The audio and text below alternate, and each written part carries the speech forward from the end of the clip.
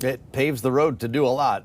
This, again, to your point, is not a huge surprise. The timing is interesting, though, as members of the House get together today in Washington to choose their leadership. And we already had a visit to that very same group today from Donald Trump himself, of course, in Washington for the day, not only meeting with Joe Biden in the Oval Office, but the first stop he made was to a hotel where he met with the Republican conference.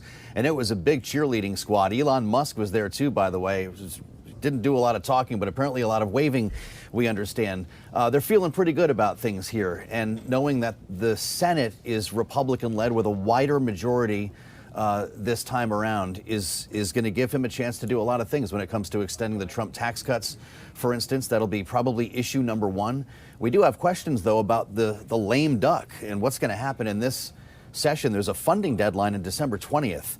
So before they get a chance to actually take control, that's going to have to be dealt with as well. Republicans have a very thin majority right now in the House. They're going to have a pretty similarly sized one here with about 218 seats, at least it looks like, as of this moment. Should we assume that the Republicans are just going to get their way? And I moderated a panel this morning with Andrew Ullman. He was the former deputy director of the White House National Economic Council. He was in the White House for about 3.5 years working on economic policy. He said you're still going to see members of Congress on both sides of the aisle working together. You understand inside the Beltway. Do you agree, Joe, that you will see collaboration from both sides? Well, they'll have to be on some things in the House, certainly. Mike Johnson is going to need Democrats to get some things done, just like we saw in this session of Congress with such a razor-thin majority. You're talking about 4 or 5 seats here. You're going to need the other party to get some things done. There's a little bit less pressure in the Senate with 53 Republican seats there now.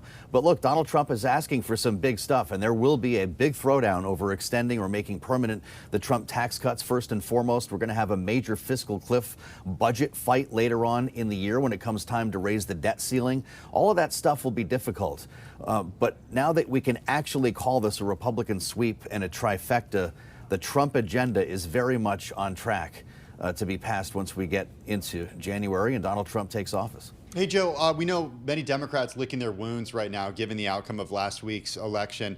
I think back to a piece I read earlier this week in the New York Times about Susie Wiles going out to Las Vegas and essentially telling donors out there that they've got a 2-year window to get things done, essentially saying, hey, 2 years from now, we could lose big when it comes to midterms.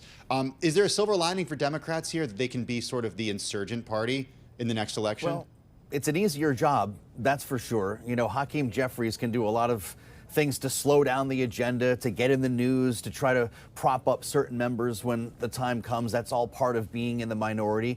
And look, history shows us that the pendulum swings. After a big sweep like this, it will be a much more favorable map, first of all, in the Senate for Democrats in the midterms, and then just the general sense of exhaustion that tends to follow something like this. When you see a president coming into town and taking Congress with him in this particular case, that can be pretty favorable to the minority party in the midterm elections. That's just what history shows. But of course, history hasn't had a lot to do with what's been going on lately here in Washington, D.C. We'll see what kind of momentum the MAGA agenda can get.